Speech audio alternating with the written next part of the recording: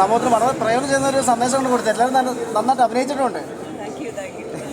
എല്ലാവരും നന്നായിട്ട് ചെയ്തിട്ടുണ്ട്. ഞാൻ പറഞ്ഞില്ലേ, നമുക്കൊക്കെ അതിലത്തെ ഓരോ ക്യാരക്ടറിനെയും നമുക്ക് റിലേറ്റ് ചെയ്യാൻ പറ്റും.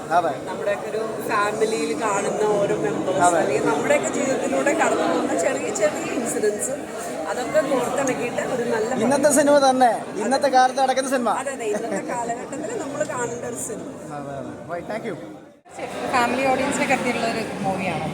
ഫാമിലി ഓഡിയൻസ് എന്ന് പറയുമ്പോൾ എല്ലാവരും, വീട്ടിലുള്ള യങ്സ്റ്റേഴ്സും എല്ലാവരെയും കണക്കാക്കിയിട്ടുള്ള സിനിമ തന്നെയാണ്. എല്ലാ ഓഡിയൻസിനെയും എക്സൈറ്റ് ചെയ്യുന്ന സിനിമ തന്നെയാണ്. സിനിമ കണ്ടോ? ഇഷ്ടപ്പെട്ടോ? അത് കേൾക്കാനാണ് ഞാൻ നിൽക്കുന്നത്. എനിക്കറിയില്ല എന്താണ് പ്രേക്ഷകർ പറയാനുള്ളത്. കാക്കയ്ക്ക് തൻകുഞ്ഞ് പൊൻകുഞ്ഞെന്ന് പറഞ്ഞാൽ എൻ്റെ പ്രോഡക്റ്റ് എനിക്കെപ്പോഴും നല്ലതായിരിക്കും. അപ്പോൾ അതിനകത്ത് ചെറിയ ചെറിയ പാളിച്ചകൾ ഏത് സിനിമ എടുത്താലും ലാഗ് ഉണ്ടാവും. അല്ലെ ആ സീൻ വേണ്ടായിരുന്നു, ഈ സീൻ വേണ്ടായിരുന്നു, അവിടെ ചെറിയ പ്രശ്നമുണ്ട്, ഇവിടെ ചെറിയ പ്രശ്നമുണ്ട്. അങ്ങനെ എല്ലാ സിനിമകൾക്കും നമുക്ക് വേണമെങ്കിൽ കീറി മുറിച്ച് പറയാൻ പറ്റും. അത് വിട്ടിട്ട് അതിൻ്റെ നല്ല വശങ്ങളല്ലേ നല്ലൊരു സാധനമായിരുന്നു എന്ന് പറയുന്നവരോടാണ് എനിക്ക് താല്പര്യം. അല്ലാണ്ട് അതിനെ കീറി മുറിച്ച് വെട്ടി കീറി കുഴിച്ചു മൂടി അതിനെ ഇല്ലാണ്ടാക്കുന്നവരോട് എനിക്ക് താല്പര്യമില്ല. നമ്മളെല്ലാത്തിനെയും പോസിറ്റീവായിട്ട് കാണുക, പോസിറ്റീവ് സംസാരിക്കുക. അതുകൊണ്ട് ഞാൻ നിങ്ങളോട് ചോദിക്കുന്നത്. നല്ലതായിരുന്നു. പ്രമേയത്തിനാണ് ആൾക്കാർ കൂടുതൽ കൈയടിക്കുന്നുണ്ടായിരുന്നു. അത് എനിക്കറിയില്ല ആരൊക്കെ കൈയടിച്ചത്. നിങ്ങളാണോ കൈയടിച്ചത് ആരാന്ന് എനിക്കറിയില്ല. സോ നമുക്ക് നോക്കാം. നിയമം എപ്പോഴും സ്ത്രീകളുടെ സൈഡാണ്. സ്ത്രീകൾ അബലകളാണ്. അതുകൊണ്ടാണ് സ്ത്രീകളുടെ സൈഡിൽ നിയമം നിൽക്കുന്നത്. പക്ഷേ പുരുഷന്മാർക്കും അവർ മനുഷ്യരാണ്. അവർ ഇതുപോലെ ഒരുപാട് പ്രശ്നങ്ങൾ കൂടെ പോകുന്നുണ്ട്. അപ്പോൾ അവരുടെയൊക്കെ സൈഡ് കുറച്ചും കൂടി നിയമം അവരുടെയൊക്കെ സൈഡ് നിൽക്കണ്ടേ, അവരുടെ നീതി ലഭിക്കണ്ടേ എന്നൊരു ക്വസ്റ്റ്യൻ നമ്മൾ പ്രേക്ഷകരിലേക്ക് ഇട്ട് കൊടുക്കുന്നുണ്ട് ഈ ഒരു സിനിമ. അത് എന്താ പറയുക, നമുക്കൊക്കെ അഭിമാനിക്കാവുന്ന ഒരു പ്രോജക്റ്റാണല്ലോ.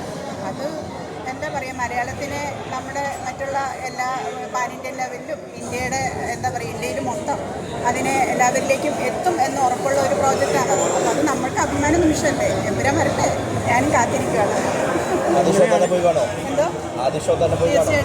ആദ്യ ഷോ കണ്ടില്ലെങ്കിലും അന്നോ അതിൻ്റെ പിറ്റേന്നോ എന്തായാലും കാണും. ആദ്യ ഷോ ഭയങ്കര തിരക്കായിരിക്കും.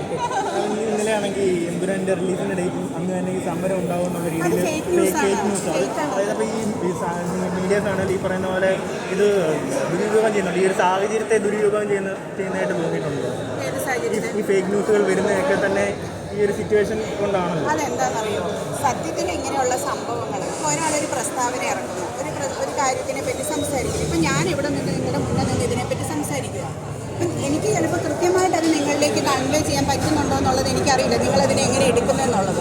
എൻ്റെ ഉള്ളിൽ ഇരിക്കുന്ന സാധനം നല്ലതായിരിക്കും. പക്ഷെ ഞാനത് പറഞ്ഞു വരുമ്പോൾ നിങ്ങൾക്ക് കിട്ടുന്ന ഒരു സാധനമില്ലേ, അത് ചിലപ്പോൾ അതിനകത്ത് നെഗറ്റീവായിരിക്കും നിങ്ങൾക്ക് കിട്ടുന്നത്. അപ്പോൾ എന്ത് പറ്റും, നിങ്ങൾ മീഡിയാസ് പോയിട്ട് അതിൻ്റെ ഹെഡിങ് കൊടുത്ത് ആണ്ട് എമ്പുരാനെ തറക്കാനായിട്ട് അല്ലെങ്കിൽ എമ്പുരാനെ പ്രൊമോട്ട് ചെയ്യാനായിട്ട് അതിനുവേണ്ടി ചെയ്യുന്നു. ഇതൊന്നുമല്ല ഇതിനകത്ത് സത്യം. ഈ പ്രൊഡ്യൂസേഴ്സിൻ്റെ പ്രശ്നങ്ങൾ ഒത്തിരി നാളുകളായിട്ട് ഡിസ്കസ് ചെയ്തുകൊണ്ടിരുന്ന ഒരു സംഭവമാണ്. അപ്പോൾ അത് എന്താ പറയുക, അത് അസോസിയേഷനിലുള്ളവർക്ക് എല്ലാവർക്കും അറിയാം, താരങ്ങൾക്കും അറിയാം.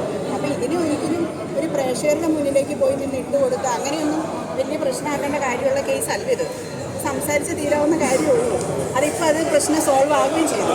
അല്ലാണ്ട് ഒരിക്കലും 27 ഒരു സമരമൊന്നും പറ്റുകയില്ല. ആരും എമ്പുരാനോട്ട് എഗനിസ്റ്റും അല്ല. അങ്ങനെയാണെന്ന് ഞാൻ വിശ്വസിക്കുന്നുണ്ട്. ഓക്കെ.